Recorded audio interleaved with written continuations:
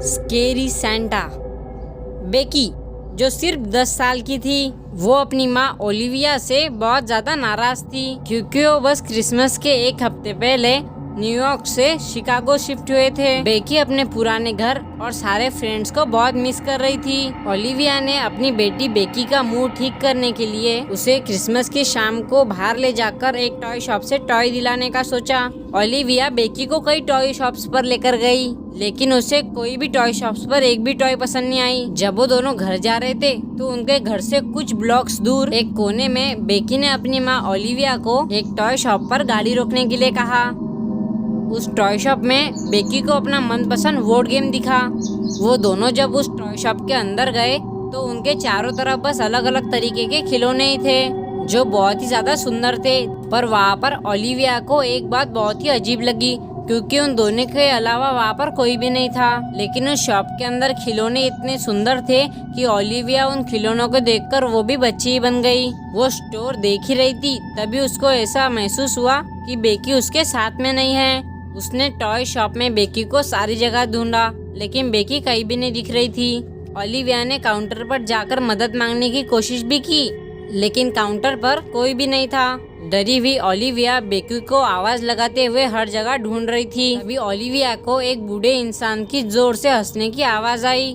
जब ओलिविया ने आवाज की तरफ देखा तो टॉय शॉप के एक अंधेरे से कोने में कुर्सी पर बैठा एक बूढ़ा आदमी सैंटा क्लॉज की कॉस्ट्यूम पहनकर जोरों से हंस रहा था और ओलिविया की बेटी बेकी उस सैंटा क्लॉज के गोद में बैठी हुई थी। जैसे ही ओलिविया ने सैंटा क्लॉज की तरफ देखा, वो हंसता हुआ सैंटा अचानक से चुप हो गया और अपनी आंखें उठाकर ओलिविया को घूरने लगा। वो सैंटा बहुत ही डरावना दिख रहा था। उस सैंटा को देखकर ओलिविया को एक अजीब सी घबराहट हो रही थी। ओलिविया को बेकी का सैंटा के गोद में होना कुछ ठीक नहीं लग रहा था, तो ओलिविया ने चिल्लाकर बेकी को अपने पास आने के लिए कहा, लेकिन बेकी ने अपनी मॉम ओलिविया को कुछ जवाब ही नहीं दिया।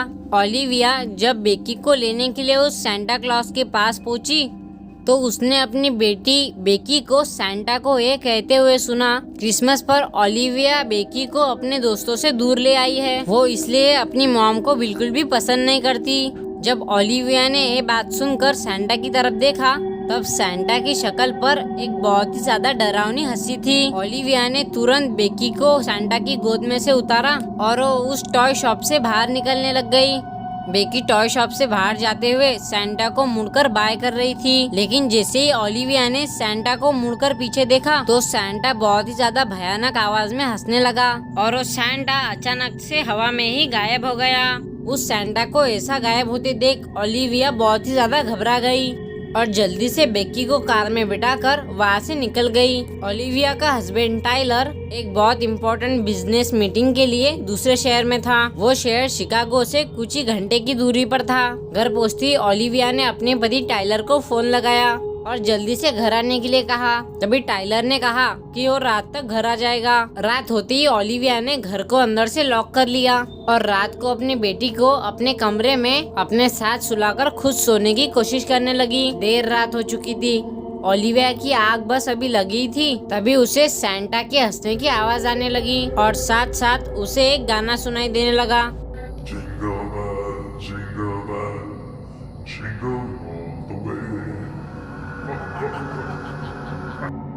ओलिविया ने डरते हुए अपनी आंखें खोली और जो उसने देखा वो देखकर उसके रोंगटे खड़े हो गए। ओलिविया के रूम की खिड़की के पास सैंटा खड़ा था और वो वही सैंटा था जो उन्होंने उस टॉय शॉप में देखा था। वो सैंटा बेकी को जोर जोर से हवा में उछाल कर उसके साथ में खेल रहा था। ये देखते ही ओलिविया डर के मारे बहुत जोर से चिल्लाई। ओलिविया की चीख सुनकर सैंटा उसकी तरफ मुड़ा और वही गाना और जोर से गाने लग गया।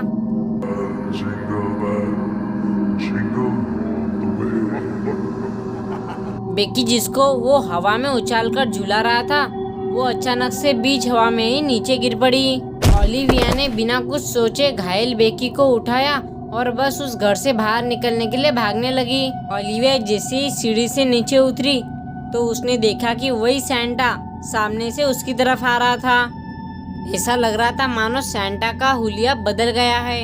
वो अब बहुत ही ज्यादा डरावना लग रहा था। ओलिविया ने डाइनिंग टेबल पर रखे प्लेट्स और फोक्स उस पर फेंक कर खुद को बचाने की कोशिश भी की, लेकिन वो सारी चीजें सैंटा की आर पार चली गई और उसे एक चीज छू तक नहीं पाई। ओलिविया पूरी तरह से घबराई हुई थी, लेकिन अब उसके पास कोई रास्ता नहीं था। उसने अपने घर की खिड़की का शीशा तोड़ा और बेकी को लेकर उस खिड़की से बाहर कूद गई।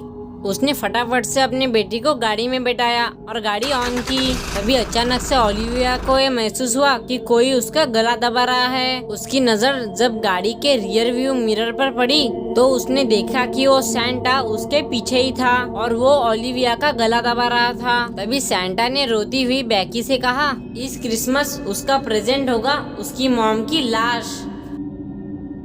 ओलिविया को सांस लेने में बहुत ही ज्यादा दिक्कत होने लगी और धीरे धीरे उसकी आंखें बंद हो गई।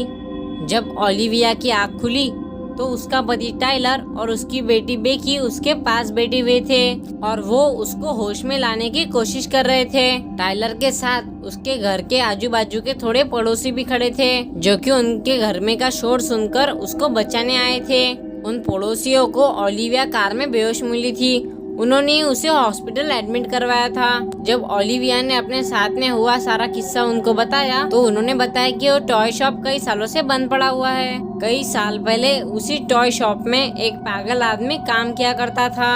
वो क्रिसमस के दिन सेंटा क्लॉज बनकर लोगों के घर में जाता था और अपने मजे के लिए उन्हें डराता था। एक दिन कुछ लड़कों ने उससे परेशान होकर क्रिसमस की रात उसे वापस डराने के लिए उसकी शॉप में पटाखे जलाकर शॉप बाहर से बंद कर लिया। उस आदमी ने वो शॉप खोलने की बहुत कोशिश की, लेकिन वो शॉप बाहर से लॉक था। उसमें से एक पटाखा गिफ्ट रैप और क्रिसमस ट्री के सेक्शन में जाकर गिरा। इसी वजह से उसकी पूरी शॉप जल गई और उसी रात उसी आग में जलकर वो सैंटा भी मर गया।